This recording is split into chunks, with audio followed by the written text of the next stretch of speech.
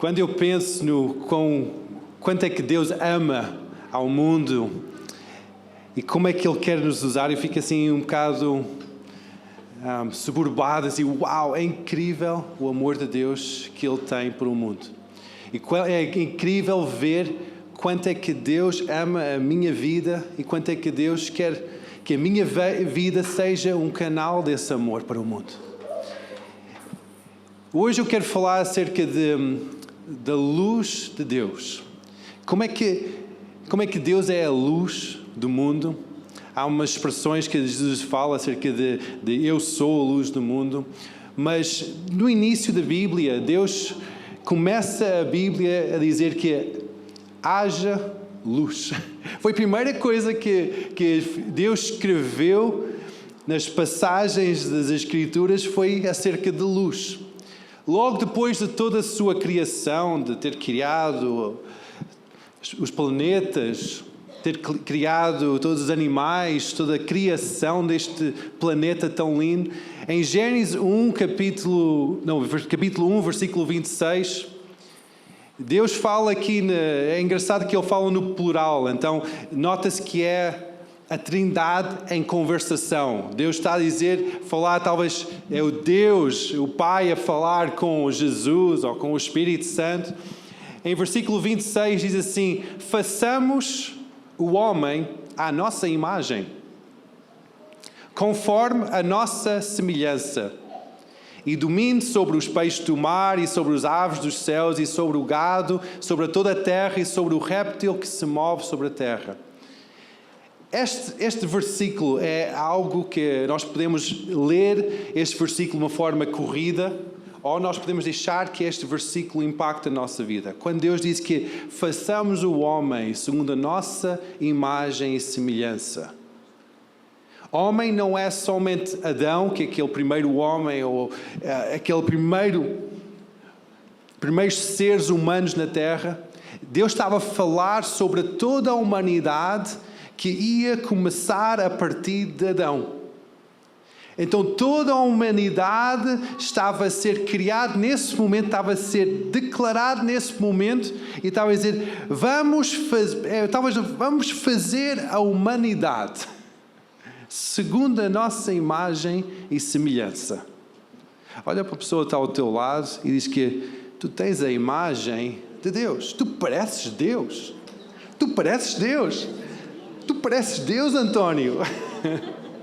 Talvez nós não entendemos isso, mas nós, ainda assim, depois de milhares de anos, depois desse momento de criação, nós somos humanos. Nós fazemos parte da humanidade criada por Deus.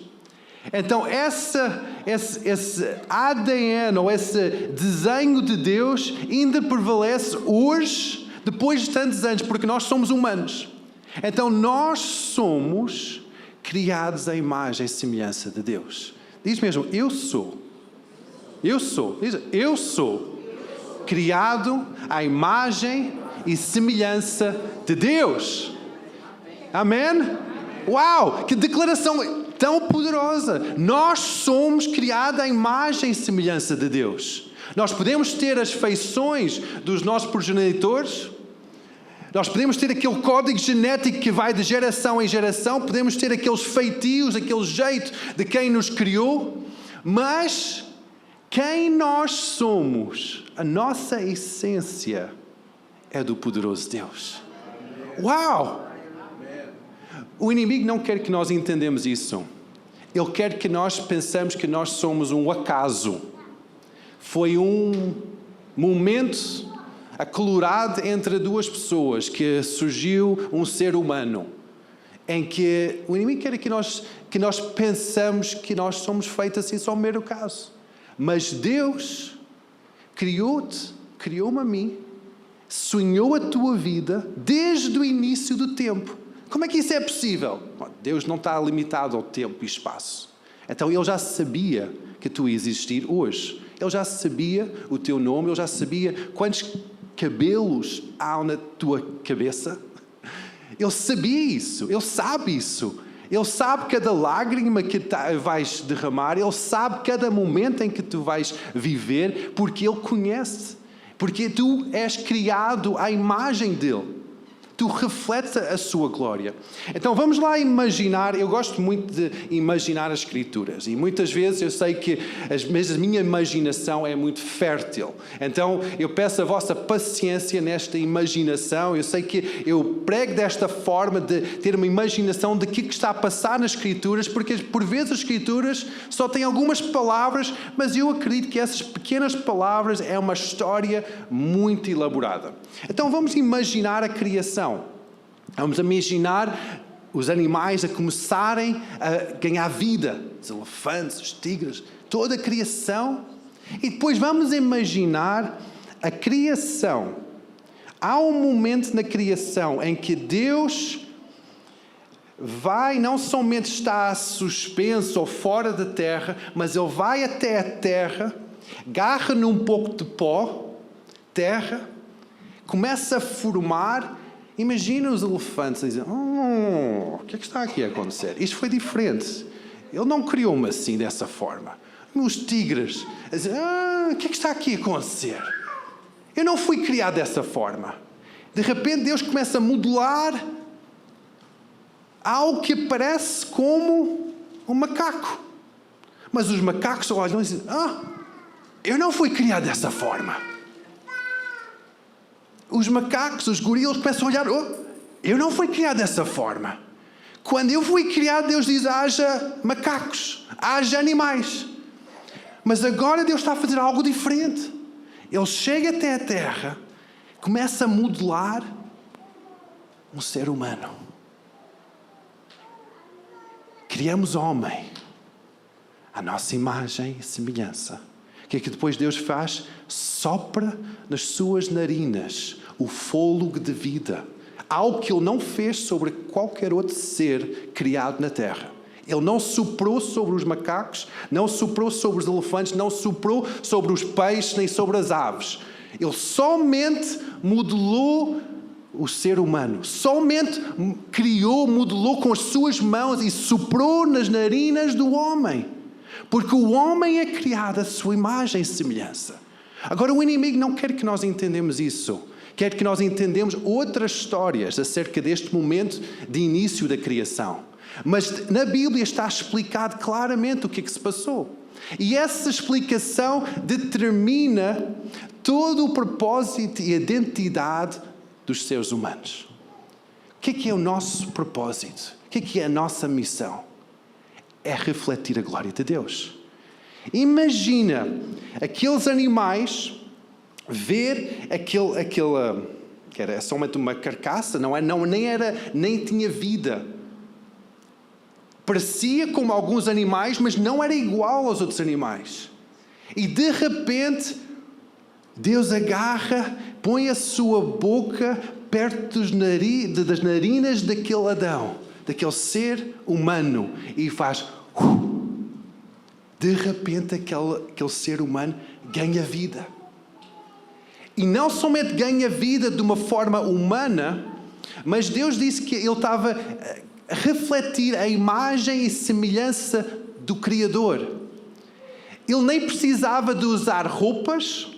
Por isso que hoje em dia, aqueles desenhos de Adão e Eva, é sempre com umas folhas de figueira nos lugares mais privados do corpo, porque eles não tinham roupa. A Bíblia fala que eles não tinham roupas, porque eles não precisavam das roupas, porque a glória de Deus cobria completamente. Então imagina isso, a criação a ver este cenário. Os animais... Ver esse cenário de homem ser criado, a humanidade ser criada, de repente recebe o fôlego da vida, ganha vida, começa a andar, mas não de uma forma igual ao resto da criação, mas começa a refletir algo que era diferente de qualquer outro animal. Era a glória de Deus. É incrível pensar nisso. Quando a humanidade pecou, quando Adão e Eva decidiram de desobedecer a orientação de Deus, o que aconteceu? a glória de Deus deixou de estar dentro do ser humano. Eles ainda continuam com a imagem do Criador sendo a imagem, a constituição humana, mas a glória de Deus foi-se embora. O seu homem espiritual morreu naquele momento. Por isso que em Romanos, nós podemos pensar assim, este capítulo de Romanos é tão estranho, mas em Romanos capítulo 8, versículo 19, fala acerca desta experiência da criação e como é que a criação está à espera de ti, está à espera de mim. A imagem do Criador refletindo a glória de Deus.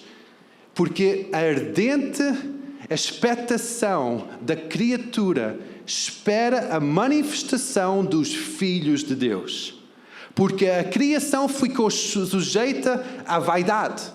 Não por sua vontade, mas por causa do que a sujeitou, na esperança de que também a mesma criatura será libertada da servidão de corrupção, da liberdade da glória dos filhos de Deus.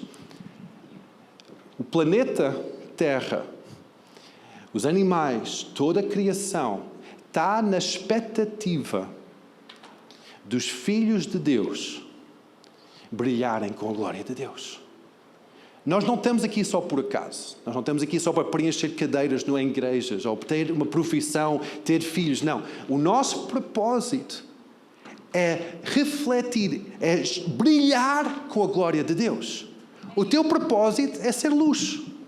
O teu propósito é brilhar com a glória de Deus. Tu foste criado para isso. E toda a criação está na expectativa de dizer, será que é hoje?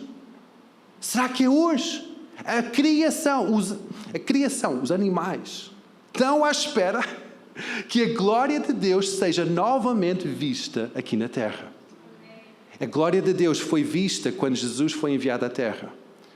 Porque foi a única forma de restabelecer essa luz novamente, essa glória de Deus, foi um ser humano perfeito chegar à terra e entregar a si mesmo para que toda a humanidade recebesse novamente a glória de Deus. Jesus, quando veio à terra,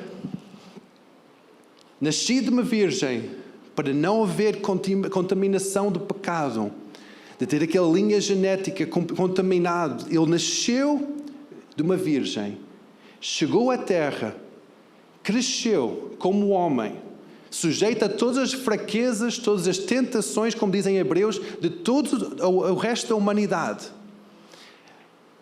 E Jesus, depois de 30 anos, começa a declarar a sua missão.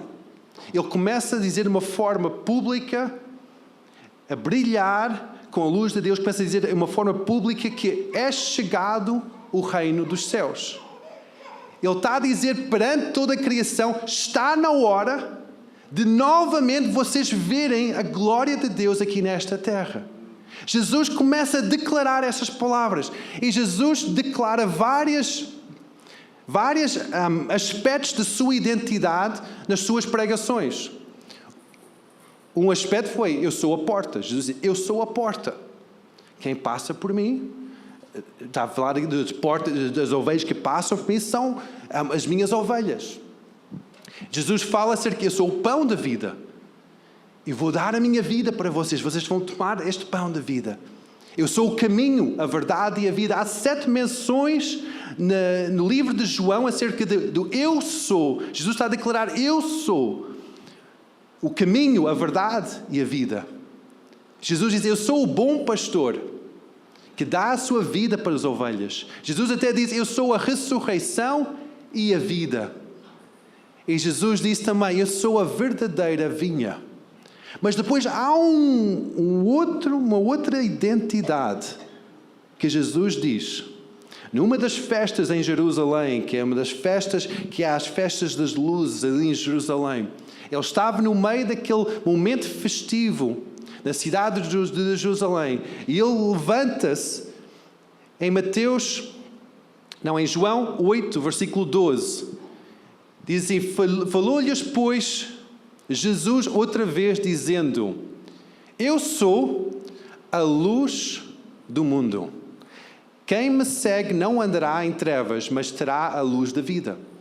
Então isto é uma das menções que Jesus faz da sua identidade, de que eu sou. Mas o que eu acho interessante desta é que é a única menção da sua identidade que ele partilha com os seus seguidores. Em Mateus, capítulo 5, versículo 14, está naquele sermão da montanha, está a dar todas as indicações de como é que é a vida no reino de Deus. O que é ser um seguidor de Jesus? O que é ser salvo? Jesus está a explicar tudo isso numa montanha que nós chamamos de sermão da montanha. E Jesus depois olha para os seus discípulos e ele diz assim: vós sois a luz do mundo. What? O quê? Jesus partilha uma característica da sua identidade com os seus seguidores. Jesus não diz que vós sois a pão da vida. Não, isso era só para Jesus. Nem que vós sois a verdadeira vinha. Não, isso é só para Jesus. Ou vocês são a ressurreição e a vida, ou vocês são o caminho, a verdade e a vida. Não, isso é só para Jesus. Mas Jesus olha para os seus seguidores, porque Ele sabe que esses homens e essas mulheres são criados à imagem e semelhança do Criador e estão a encontrar salvação, estão a viver novamente uma nova vida, algo está a nascer no seu interior. E Ele diz: vocês são a luz do mundo. Novamente vocês vão brilhar. Novamente a criação vai ver a minha glória, porque vocês são a luz do mundo. É incrível. Nós podemos pensar, Jesus é a luz do mundo. É verdade, Ele é a luz do mundo. Ninguém lhe tira essa identidade.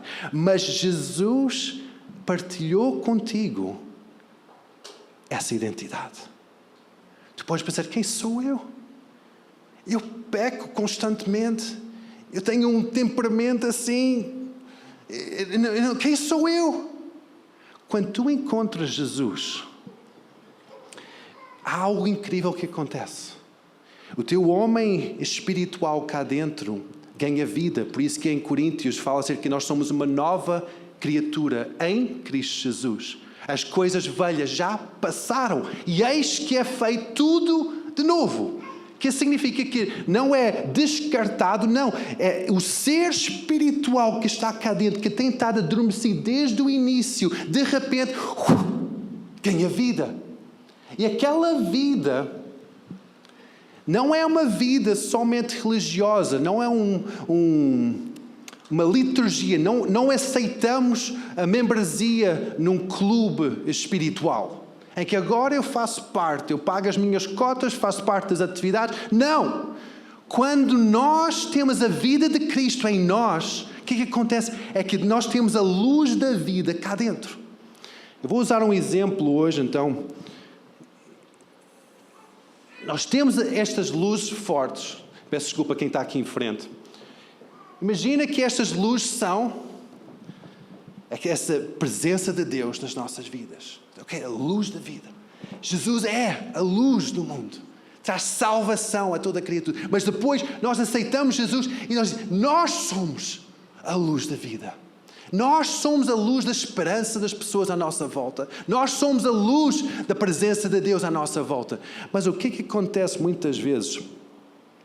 Nós ficamos sujeitos a várias situações, várias tempestades na nossa vida, várias dificuldades, e nós aceitamos Jesus como nosso Senhor e Salvador, mas depois, por causa de medo, de rejeição, problemas na nossa vida, nós começamos a tapar esta luz e dizer, ok, isso é giro, isso é bom, mas realmente eu acredito que Jesus é a luz, mas quem sou eu?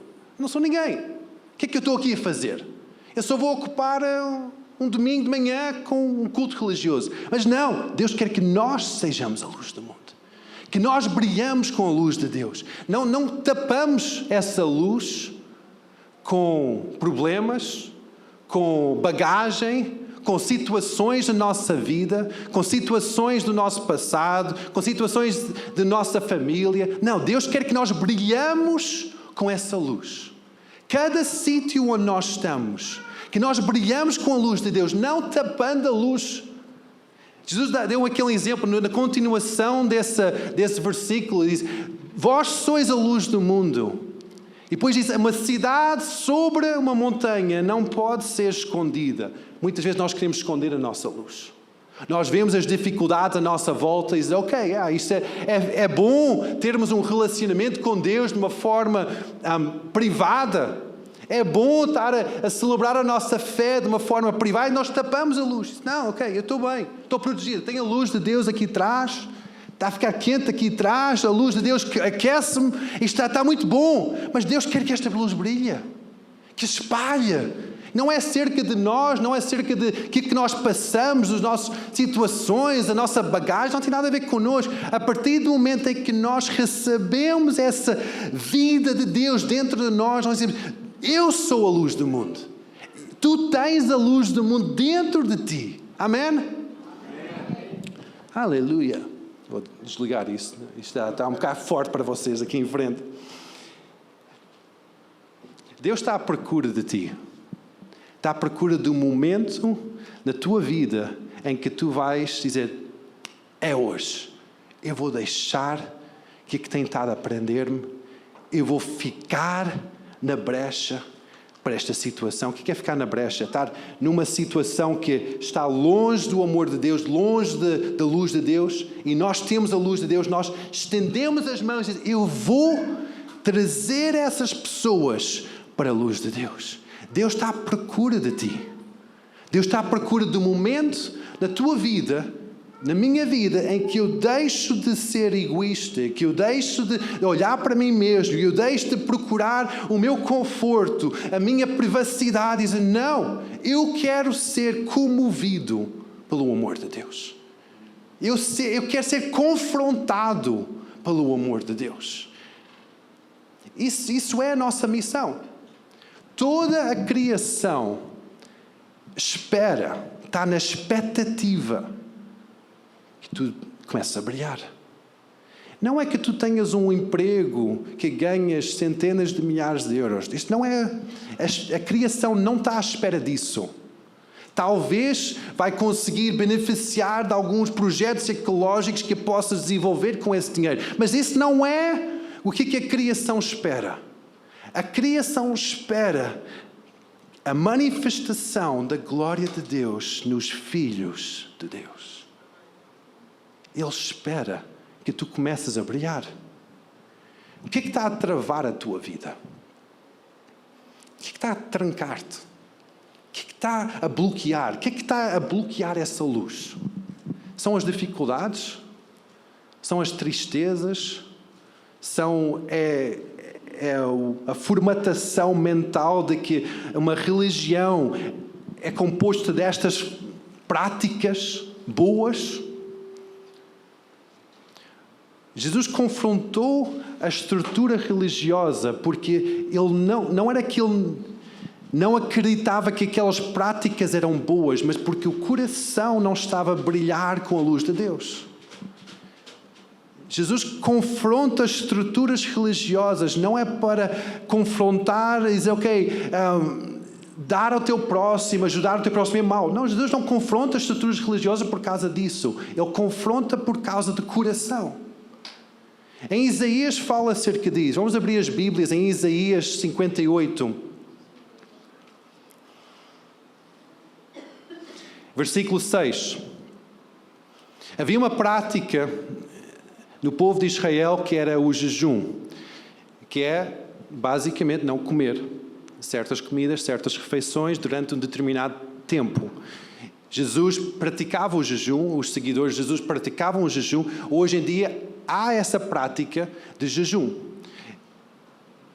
Deus está aqui a falar acerca de jejum. Ele não está a dizer que o jejum é mau, mas está a confrontar o coração. Versículo 6 diz assim: porventura não é este o jejum que eu escolhi. Nós podemos dizer: ok, então Deus não escolhe o jejum, eu posso não jejuar. Não, vamos lá continuar. Qual é o jejum que Deus escolhe? Que soltas as ligaduras da impiedade, que desfaças as ataduras do jugo e que deixas livres os quebrantados e despedaçados de todo o jugo. Porventura não é também que repartes o teu pão com o faminto, recolhas em casa os pobres e desterrados?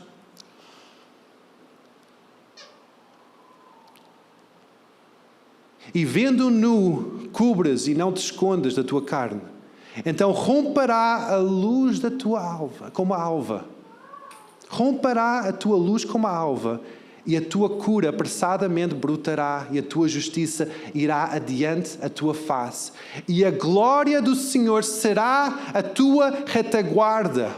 Então clamarás e o Senhor te responderá. Gritarás e Ele dirá: eis-me aqui. Se tirares de meio de ti o jugo, estender o dedo e falar de vaidade, se abris a tua alma ao faminto e fartares a alma aflita, então a tua luz nascerá nas trevas e a tua escuridão será como o meio-dia. E o Senhor te guiará continuamente e fartará a tua alma em lugares secos e fortificará os teus ossos, e serás como um jardim regado e como um manancial cujas águas nunca faltam.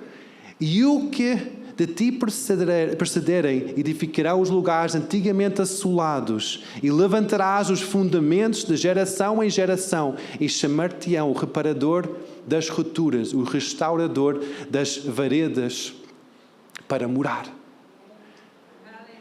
Deus não está aqui a confrontar o jejum como sendo uma coisa mau. Ele está a confrontar o coração. Ele está a dizer que o que é que tu estás a fazer tem que fazer com que essa luz brilhe ainda mais. Quando tu tiras essas ataduras que estão-te a prender, tiras esse mau falatório, esse pessimismo, tiras essa forma de ser egoísta, ser avarento, de não ajudar o próximo, o que é que tu estás a fazer? Não estás a construir o teu castelo, estás a tapar a luz de Deus que está dentro de ti. Quando nós começamos a amar o nosso próximo, repartir o nosso pão com quem está em necessidade, tapar quem está nu, lidar com a vaidade do nosso coração, com o orgulho do nosso coração. Quando nós começamos a fazer isso, o que é que acontece? A luz de Deus começa a ser vista por toda a gente. Começamos a ter aquela vida que tanto ansiamos. Nós procuramos muitas vezes a provisão financeira para ter conforto e ter segurança. Procuramos tudo neste mundo para suprir uma necessidade do nosso coração, mas há só uma coisa que supre essa necessidade: é Jesus. Jesus veio à Terra para salvar a humanidade, para colocar novamente a luz de Deus dentro dos seres humanos, dentro da tua vida.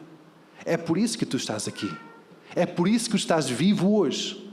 Não é para ter uma grande profissão, uma grande casa, grande família.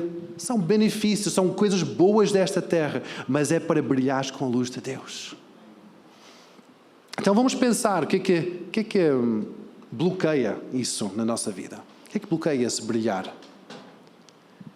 São situações que nós deixamos acumular, é porque nós não acreditamos mesmo, nós não queremos mesmo. A forma de termos a vida plena, a vida realizada, é quando nós entregamos completamente a nossa vida a Cristo. Quando nós dizemos: Deus, seja feita a tua vontade na minha vida, tal como é no céu. Seja feita a tua vontade. Eu rendo-me completamente a ti. Eu vou deixar completamente que a tua luz brilhe em mim e através de mim. Amém, igreja? Amém. Vamos ficar em pé. Aleluia. Aleluia. Aleluia. Deus é bom. Deus é bom. O seu plano é perfeito. O seu plano é perfeito. A sua palavra sobre a tua vida vai cumprir. Pode passar anos, pode passar décadas, mas a palavra que Ele semeou na tua vida vai se cumprir. Tens que somente confiar nele. Tens que entregar o teu coração para Ele. Deixar que essa luz brilhe. Talvez estás aqui hoje ainda não nasceste de novo. Aquele homem espiritual que ainda não está vivo. A forma que nós nascemos de novo é quando nós aceitamos Jesus como nosso Salvador. E aceitamos que Jesus foi enviado do céu para a nossa vida, para nos salvar.